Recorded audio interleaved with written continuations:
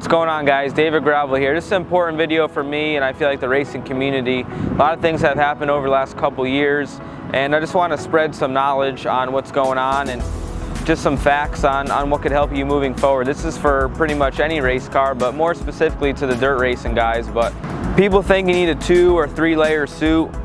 In my opinion, on all this fire stuff, you just want to stick to the name brands. You guys know what the name brands are. You know, I use Simpson.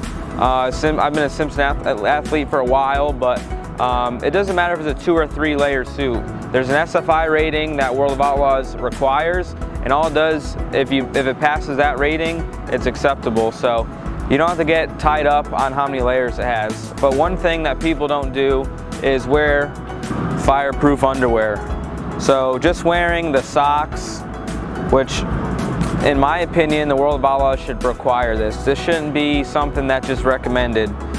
Head sock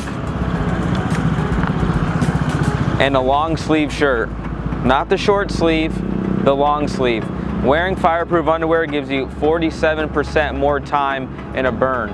I didn't know this, but I just learned this a few weeks ago, but how you get second-degree burns is from steam off your sweat off your skin. And this is just another line of defense. So say if your suit gives you 20 seconds before getting second-degree burns, this will add nearly another 10 seconds on, so nearly half additional time. To me, that's a no-brainer. If you don't wear a head sock, you're crazy. If you want your neck getting burnt up, that's crazy as well. Helmets. You don't want to skip on helmets. You don't need a carbon fiber one. If you want it to be light and cool, that's okay.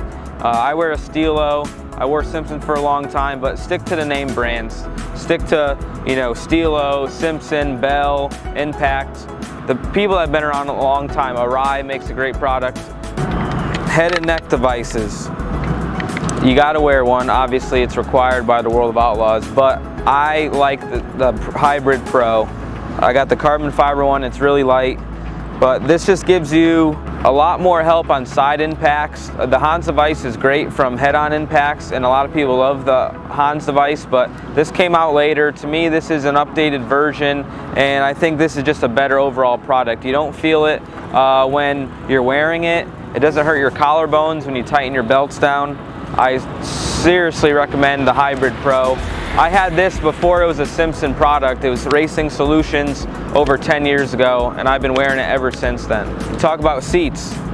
You know, there's pretty much 3 major brands of seats in the sprint car world. You got Butler Built, you have the Joyous Seating with Fiberworks, and then you also have Ultra Shield. I feel like you shouldn't skimp out on a seat. Make sure you have a strong full containment. If you have a half-ass done one, it should be a full, strong seat.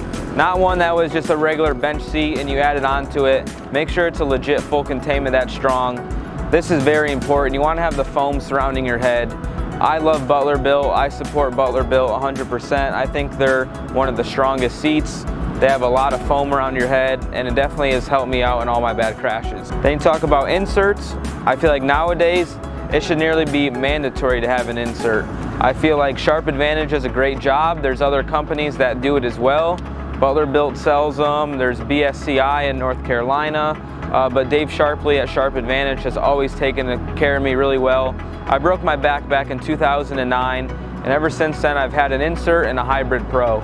So get an insert, go see Sharpley, go see Butler Built, go see BSCI. You gotta have an insert. All right, guys, so a lot of people mount seatbelts different than others, but the truth is you want the shortest route for these shoulder belts to be routed, and they want to be about equal, level playing field here with the holes of the seatbelts in your shoulders.